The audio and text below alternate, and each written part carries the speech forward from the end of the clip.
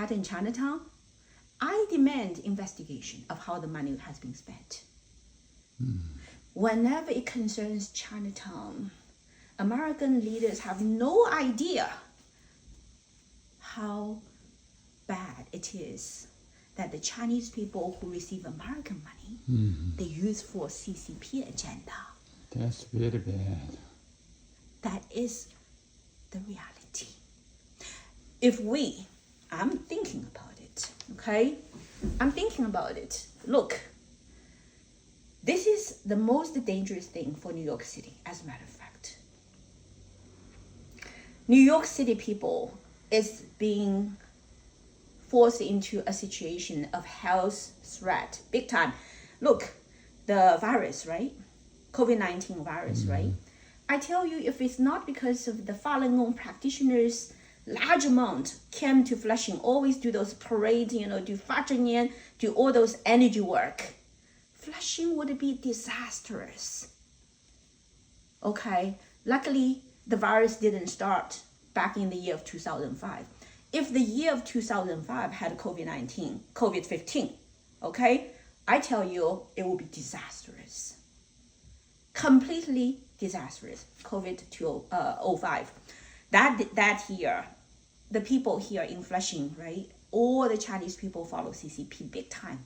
Very severe. But by the year of 2019, when the COVID-19 comes, many Chinese people already quit CCP. Many Chinese people woken up to the evil, nature of CCP, right? And so a lot of American people already know Falun Gong is good, right? CCP is bad, right? So this saved Flushing big time. The energy behind moral disciplines. Okay, so you ask a good question, Mr. Shin. You really do, because you're honest, you're kind, and you're humble. And when you don't understand, you always bring it up, right? Nicely, you're nicely. And this is your role. Continue to play that, okay? Be honest to me. When you have trouble understanding this and that about the Chinese community, always tell me that. But my role is to make sure through you, I want to educate people. New York City right now is in big trouble. Okay? Do you know the mayor right now who is competing, right? Okay? We're not going to talk about politics, but everybody, when they hear what I just said, they know what I mean. Okay? In every regard, this city, if we have multi-billion dollars from the government to give it to New York City, it's not going to save the city. Money is not going to do it. Agree? Agree, yeah. Money is not going to save this city. Yeah. What is going to save the city? Moral. Thank you. That's why, Mr. Shim, I want to tell you how important your dream is. Okay? It's still, I'm only calling it dream because you need to make it a reality together with me and many other people in our nonprofit organization, right? Sacred Virtual Institute, Whole Elephant Institute, Korean Community Center of New York. I tell you, the first sentence, I spoke it in such a simple way, but I have many words I want to say. I said CCP has been infiltrating Flushing in the past several decades. I've been here for 2 decades. Okay? So I can speak as several decades because I lived it. 2 decades. I lived every day here, right? Almost. And has caused the Korean immigrants business community to suffer great losses. I have an example about great loss of Korean business, immigrants business. Korean Community Center of New York. Okay? This nonprofit organization was put together by a great Korean scholar, right?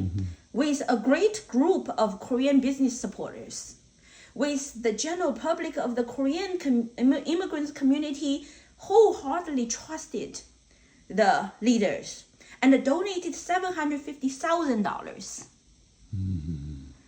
Okay?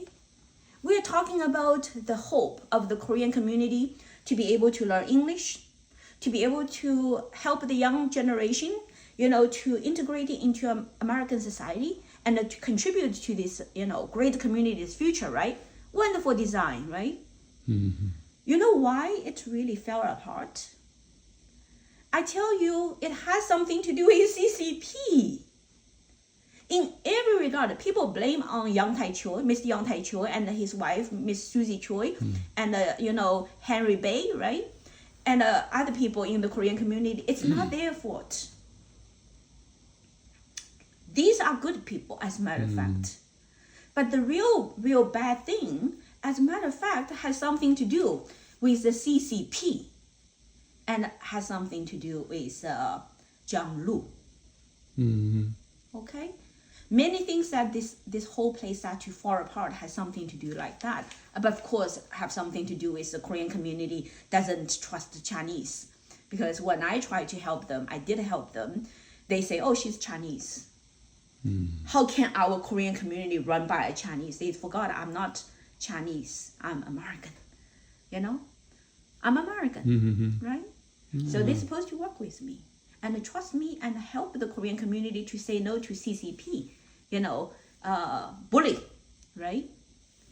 So many Korean businesses got pushed away because if they raise the rent to 5,000, regular Korean small business cannot afford that kind of rent. But why the Chinese immigrants have those money to afford the rent? CCP money. So when CCP want to take over Flushing, CCP give those Chinese immigrants money, raise the rent, so that they will take over and the Korean business will push away, right? So right now, Main Street has no Korean business, right? Then the Korean business start to spread on the street of Northern Boulevard, right? But still Chinese follows, right? This side of the Northern Boulevard used to have not too many Chinese. Usually are the Jewish people, right? The Greek, right? And also Korean. But right now, predominantly all Chinese immigrants, right? Where do they get the money? CCP network. You saw all the buildings keep on popping out. All the former residents left this community, right? Even in our community, right? They all left, right? Every new buyer is a Chinese, right? They buy with cash. So you are surrounded by the CCP money-driven, controlled Chinese immigrants. We're not condemning them, but I'm just saying that if they receive CCP money, they are not going to be easily good citizen